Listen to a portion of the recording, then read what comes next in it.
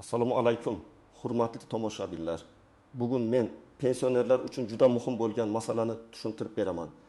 Pensiya pullarini naqd ko'rinishda olish bo'yicha yangi tartiblar, cheklovlar kimlarga bu ta'sir qiladi?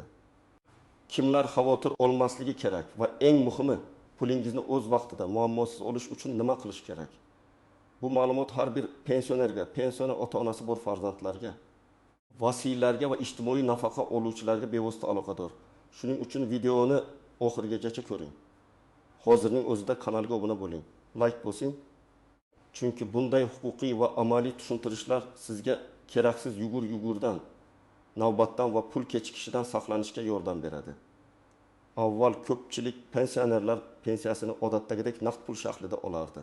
Mahallaga yoki uyga pochta odami kelardi. Ayrim joylarda pensioner belgilangan punktga borardi.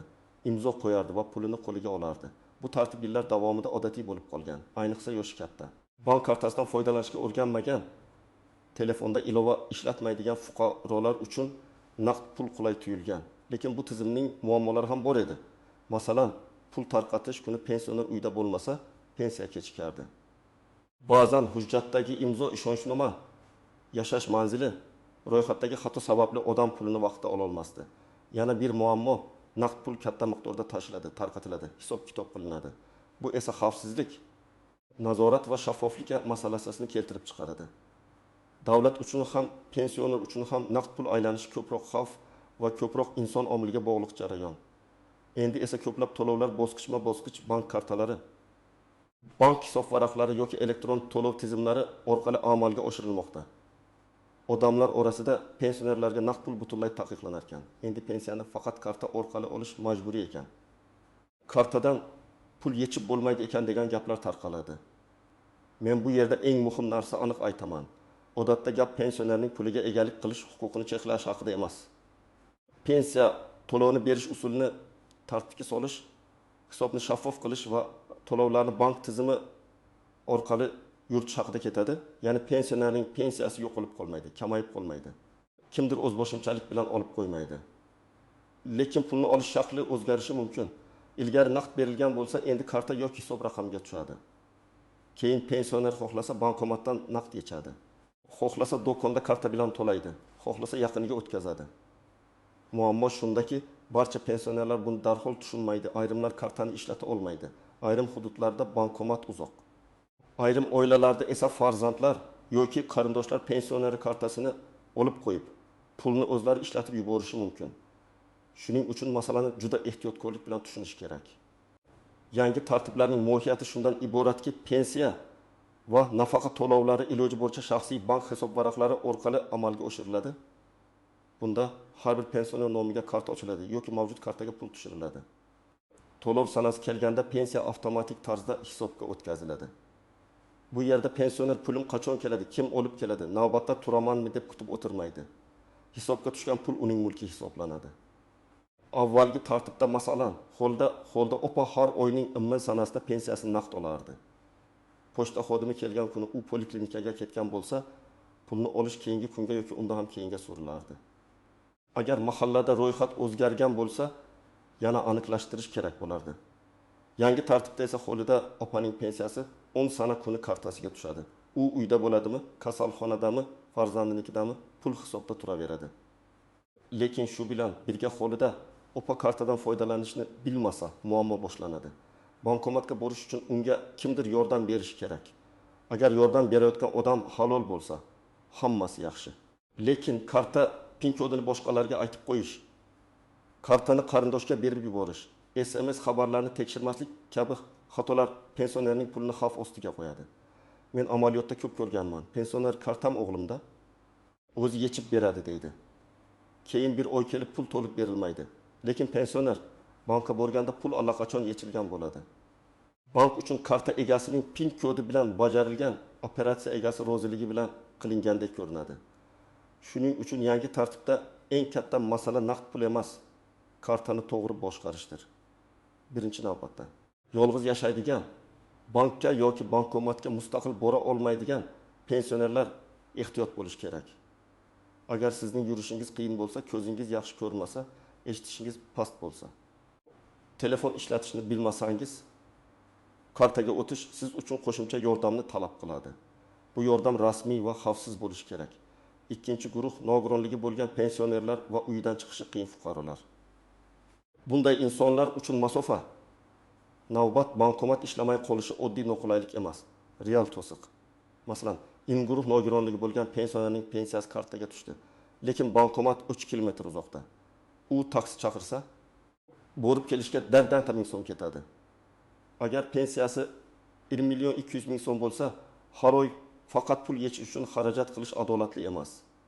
Shuning uchun bunday holatda bank xizmatini yaqinlashtirish, ishonchli vakil rasmiylashtirish yoki mahalladagi mas'ul tashkilotlar orqali yechim topish kerak. Uchinchi guruh kartasini boshqalarga berib qo'ygan pensionerlar. Men buni alohida ta'kidlayman. Pensionerning kartasi uning pasportiga o'xshaydi. Uni o'g'lim-ku, kelinim-ku, qo'shnim-ku deb bemalol berib yuborish to'g'ri emas. Ishonch bo'lishi mumkin, lekin moliyaviy huquq hujjat bilan himoyalanadi. Agar siz kimdir sizning nomingizdan pul yechishni xohlasangiz, buni tartibli qiling. Bankda qo'shimcha karta, ishonchnoma yoki boshqa rasmiy yo'lni so'rang. Oddiygina PIN kodni aytish huquqiy himoya bermaydi. 4-guruh ishonchnoma orqali pensiya olayotganlar. Ayrim pensionerlar chetda davolanadi, farzandinikida yashaydi yoki o'zi bora olmaydi.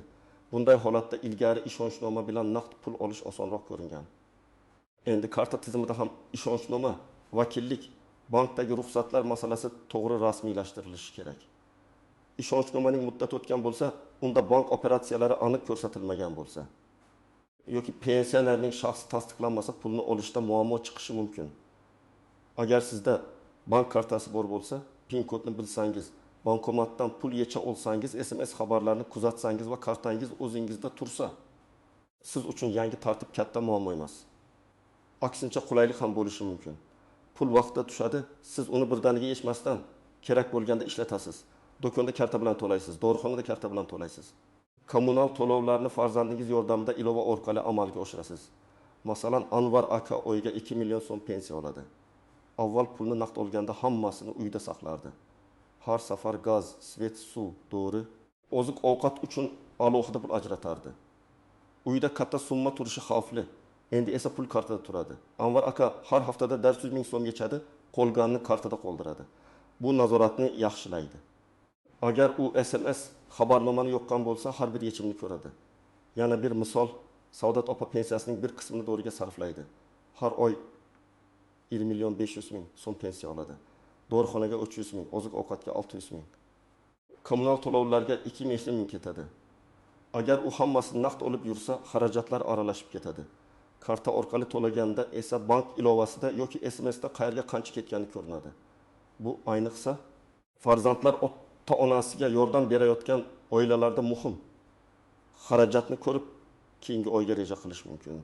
Lekin xavotir olmaslik degani beparvo bo'lish degani emas. Karta ishlatadigan pensioner ham 3 ta qoidani bilishi shart. PIN kodni hech kimga aytmaslik. Karta yo'qolsa, darhol bankka murojaat qilish, shubhali telefon qo'ng'iroqlariga ishonmaslik. Men bankdanman, kartangiz blok bo'ladi. Kodni ayting degan qo'ng'iroqlar firibgarlik bo'lishi mumkin.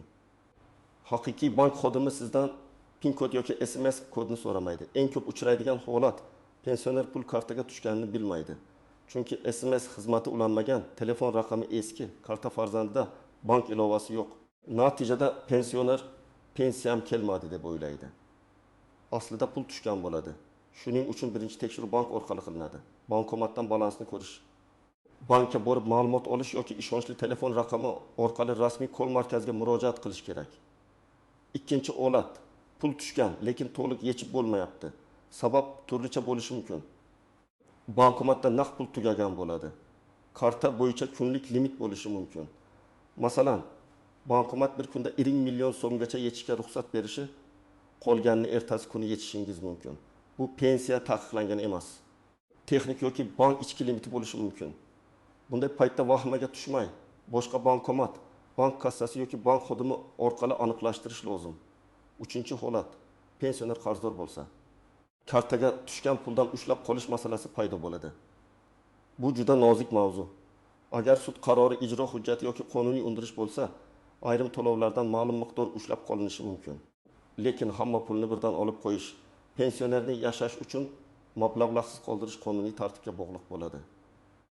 Agar siz pensiyangizdan asossiz pul yechilganini ko'rsangiz, bankdan operatsiya bo'yicha ko'chirma oling. Keyin majburiy ijro byurosi yoki tegishli tashkilotdan asos talab qiling. Og'zaki gap bilan cheklanib qolmang. 4-holat. Pensioner vafot etganidan keyin karta ishlatilishi. Bu masalada yaqinlar juda ehtiyot bo'lishi kerak. Marhumning kartasidan pul yechish, ayniqsa vafotidan keyin tushgan to'lovlarni ishlatish huquqiy muammo keltirib chiqarishi mumkin. Vorislik ortiqcha to'langan pensiyani qaytarish, bank hisobvarag'ini yopish kabi tartiblar bor. Pul baribir oilaniki deb o'zboshimchalik qilish keyinchalik jarima. Qaytarish majburiyati yoki nizoga olib keladi. 5-holat. Pensioner boshqa viloyatga ko'chib ketgan. Avvalgi manzil bo'yicha pensiya rasmiylashtirilgan. Lekin odam hozir Toshkentda farzandi bilan yashayapti yoki aksincha qishloqqa ko'chgan. Karta tizimi bu muammoni qisman yengillashtiradi, chunki pul hisobga tushaveradi. Lekin pensiya ishida manzil, yashash joyi, bank rekvizitlari yangilanmagan bo'lsa, keyinchalik tekshiruvda savollar tug'iladi. Shuning uchun ko'chganingizda pensiya jamg'armasi bo'limiga yoki MyBank.gov orqali ma'lumotlarni yangilash masalasini aniqlashtiring. Har bir hududda sharoit bir xil emas. Ba'zi joylarda bankomatlar yetarli, bank kassasi yaqin, internet ishlaydi. Ba'zi chekka mahallalarda esa bankomat uzoq, naqd pul tez tugaydi, transport muammosi bor. Shuning uchun amaliyotda ayrim toifadagi pensionerlar uchun qo'shimcha mexanizmlar bo'lishi mumkin. Bank kassasi orqali xizmat ko'rsatish, sayyor xizmat, ishonchli vakil orqali olish, ijtimoiy xodim yordamida murojaat qilish. Men har doim shuni maslahat beraman. Menga shunday deyishdi degan gapga tayanmang. O'zingiz yashaydigan hududdagi pensiya jamg'armasi, bank filiali yoki mahalla mas'ullaridan yozma yoki rasmiy javob oling. Yana bir muhim nozik jihat, karta pensioner nomida bo'lishi kerak. Ba'zan onamning pensiyasini mening kartamga tushirib beringlar degan talab bo'ladi. Odatda ijtimoiy to'lovlar oluvchining shaxsiy hisobiga bog'lanadi. Chunki bu pul aynan pensionerning daromadi. Agar pul boshqa odam kartasiga tushsa, keyin nizolar chiqadi. Pul kimniki, kim ishlatdi? Pensioner rozimi? Qarindoshlar o'rtasida kelishmovchilik bormi?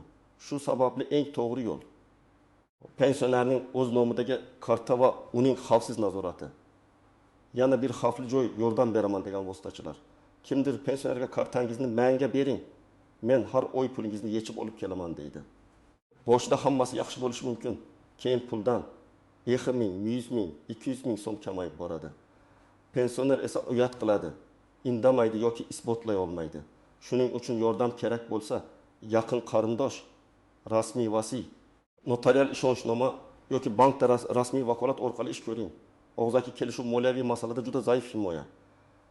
Bundan tashqari, pensionerning kartasiga boshqa pullarni aralashtirish ham ehtiyotkorlik talab qiladi. Masalan, farzand onasining kartasiga o'zining ish haqidan pul o'tkazadi. Keyin onaning pensiyasi bilan aralashib ketadi. Keyin ijro, qarz, tekshiruv yoki oilaviy nizoda qaysi pul kimniki ekani chalkashadi. Eng toza yo'l. Pensiya kartasini pensiya va shaxsiy xarajatlar uchun ishlatish, boshqa yirik pul aylanmalarini alohida hisobda yuritish. Endi eng muhim qismga o'tamiz. Siz hozir nima qilishingiz kerak? Birinchi qadam. Pensiyangiz qaysi bank kartasiga yoki qaysi hisob raqamiga tushishini aniqlang. Buning uchun bank filialiga pasport yoki ID karta bilan boring. Agar pensionerning o'zi bora olmasa, qonuniy vakil yoki ishonchnoma masalasini oldindan aniqlashtiring. Bankdan karta holati, amal qilish muddati, telefon raqami, SMS xabarnoma va PIN kod tiklash tartibini so'rang. Ikkinchi qadam. Pensiya jamg'armasidagi ma'lumotlaringizni tekshiring. Familiya, ism, pasport ma'lumoti, yashash manzili, telefon raqami, bank rekvizitlari to'g'ri bo'lishi kerak. Bitta raqamdagi xato ham to'lovni kechiktirishi mumkin. Agar familiya o'zgargan bo'lsa, pasport yangilangan bo'lsa, manzil o'zgargan bo'lsa, buni vaqtida yangilang. O'zi biladi deb qoldirmang. Tizimdagi ma'lumot aniq bo'lishi shart. Uchinchi qadam, kartani xavfsiz saqlang. PIN kodni qog'ozga yozib, kartaning yoniga qo'ymang. Telefonda karta kodi deb saqlamang. SMS kodlarini hech kimga aytmang. Agar farzandingiz yordam bersa ham, eng kamida har oy pul tushgani va yechilgani haqida o'zingiz bilib turing. Agar telefon ishlatmasangiz, ishonchli odam bilan bankka borib, har oy ko'chirma olishni o'rganing. 4-qadam, pulni yechish rejasini tuzing. Pensiya tushgan kuni bankomat oldida katta navbat bo'lishi mumkin. Hamma bir kunda pul yesa, bankomatdan naqd tugaydi. Agar sizga barcha pul birdan kerak bo'lmasa, qisman yeching. Masalan, 2 million so'm pensiya tushsa, birinchi haftaga 600 ming, keyingi haftaga 500 ming, dori uchun alohida 200 ming. Kommunal to'lov uchun karta orqali 2,5 ming ajrating. Bu usul pulni nazorat qilishga yordam beradi. 5-qadam, agar siz uyda yotgan bemor bo'lsangiz yoki mustaqil bo'la olmasangiz, rasmiy yordam yo'lini tanlang. Mahalla ijtimoiy xodim, bank, pensiya jamg'armasi bo'limi bilan bog'laning. Qanday hujjat kerakligini so'rang. Odatda pasport yoki ID karta, pensioner guvohnomasi yoki pensiya ma'lumotlari, ishonchnoma, tibbiy holatni tasdiqlovchi hujjatlar kerak bo'lishi mumkin. Har bir holatda talab farq qiladi. Shuning uchun oldindan telefon qilib aniqlashtirish vaqtini tejaydi. 6-qadam, ishonchnomani to'g'ri rasmiylashtiring. Agar siz pulingizni farzandingiz, turmush o'rtog'ingiz yoki boshqa yaqin inson orqali oldirmoqchi bo'lsangiz, notarius yoki tegishli tartib orqali vakolat bering. Ishonchnomada bankdan pul yechish, hisob varaq bo'yicha ma'lumot olish, karta olish yoki tiklash kabi vakolatlar aniq yozilishi kerak. Umumiy gaplar ba'zan bank uchun yetarli bo'lmaydi. 7-qadam, har qanday ushlab qolish yoki tushunarsiz yechim bo'lsa, darhol hujjat talab qiling. Bankdan hisob varaq ko'chirmasi oling. Unda qaysi sanada qancha pul tushgani, qayerga yechilgani, qanday komissiya olingani ko'rinadi. Agar pul ijro hujjati asosida ushlangan bo'lsa, ijro organidan qaror nusxasini so'rang. Agar siz operatsiyani tan olmasangiz, banka yozma ariza bering. Arizada sana summa, karta raqami, oxirgi 4 raqami, shubhali operatsiya va talabingizni aniq yozing. 8-qadam, yaqinlaringiz bilan ochiq gaplashing. Ko'p muammo aynan oilada jimlik sababli chiqadi. Pensioner farzandiga ishonadi. Farzand esa baribir men qarayapman deb pulni o'zicha ishlatadi. Bu keyinchalik katta kelishmovchilikka aylanadi. Eng to'g'risi, har oy pensiya kelganda qancha pul dori-darmonga, oziq-ovqatga, kommunal to'lovga, shaxsiy ehtiyojga ketishini kelishib olish. Pensionerning o'z ehtiyoji birinchi o'rinda turishi kerak. Chunki bu pul uning yashashi uchun tayinlangan. 9-qadam, firibgarlardan ehtiyot bo'ling. Telefon qilib pensiyangiz bog'lanadi.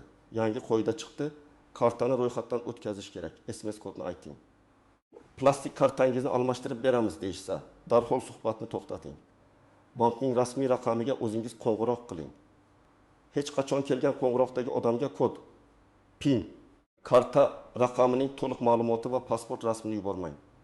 Ayniqsa pensionerlar ishonuvchan bo'lgani uchun firibgarlar aynan shu qatlamni nishonga oladi. 10-qadam, hujjatlaringizni tartibga keltiring. ID karta yoki pasport muddati, telefon raqamingiz kimning nomida ekani, bank kartasi muddati, ishonchnoma muddati, nogironlik hujjatlari, yashash manzili, pensiya tayinlash bo'yicha ma'lumotlar barchasi yangilangan bo'lishi kerak. Biror hujjat muddati tugasa, pensiya to'xtab qoladi deb qo'rqitish to'g'ri emas. Lekin amalda to'lov yoki xizmat olishda kechikish paydo bo'lishi mumkin. Shuning uchun oldindan tekshirib qo'yish eng yaxshi himoya.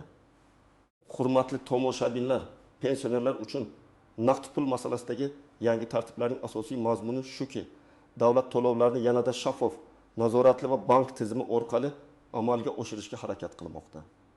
Bu pensionerning pulini tortib olish degani emas. Lekin bu tartib pensionerdan va uning yaqinlaridan ko'proq e'tibor talab qiladi. Karta kimda, PIN kod kimda, pul qachon tushdi, qancha yechildi, ishonchnoma bormi? Hujjatlar to'g'rimi?